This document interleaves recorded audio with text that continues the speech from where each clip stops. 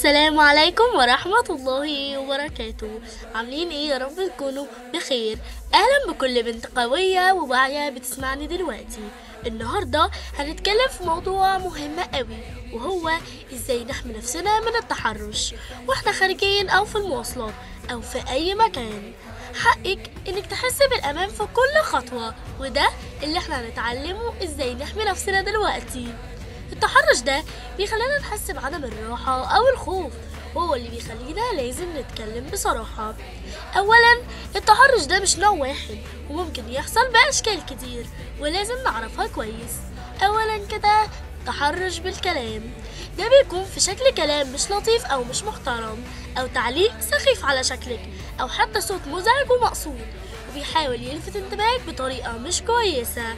أي كلام يخليكي متضايقة أو مكسوفة هو نوع من التحرش ولازم توقفيه. ثانيا، تحرش بالتصرف، وده بيكون أي محاولة لمس أو اقتراب مفاجئ بيخليكي قلقانة. طيب، تعملي إيه فورا لو حصل تحرش؟ دي خطة طوارئ سريعة ومباشرة لازم تكون في بالك دايما. الخطوة الأولى، وقفي التحرش بحدود واضحة. كوني حاسمة وما تتكسفيش. بصي للشخص ده بثقة وقولي له بوضوح: لو سمحت ابعد عني، أو كلامك ده مش مقبول، أو ببساطة لا. الكلمة دي أول خط دفاع ليكي، وبتوريه إنك مش ضعيفة ومش هتسكتي. الخطوة التانية، لمي الناس واعملي دوشة.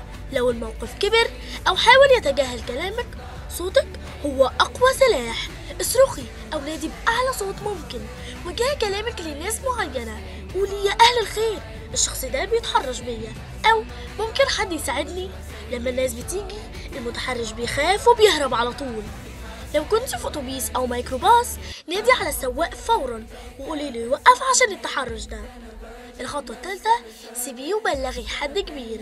اهم حاجة ابعدي عن المكان بسرعة وروحي مكان امن. وبعدين لازم تحكي كل اللي حصل بالتفصيل لماما او بابا او الاخت الكبيرة او المعلمة اللي بتثقي فيها.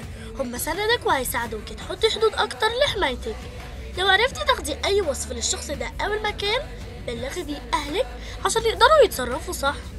خلي بالك، الخجل او الكسوف اللي بتحسيه في الموقف ده هو اللي بيخلي المتحرش يستمر. كوني شجاعة وتغلبي على الاحساس ده بكلمة واحدة قوية. انتي مش لوحدك، وكلنا بندعم بعض عشان نحافظ على الامان في كل مكان. خلي دايما ثقتك في نفسك قوية، وكوني واعية لكل اللي حواليكي. سلامتك اولا وقوتك اهم. اشوفكم على خير في فيديو جديد. وبس كده، كان معاكم ملك اسلام من قناة الحكاية بتقول ايه.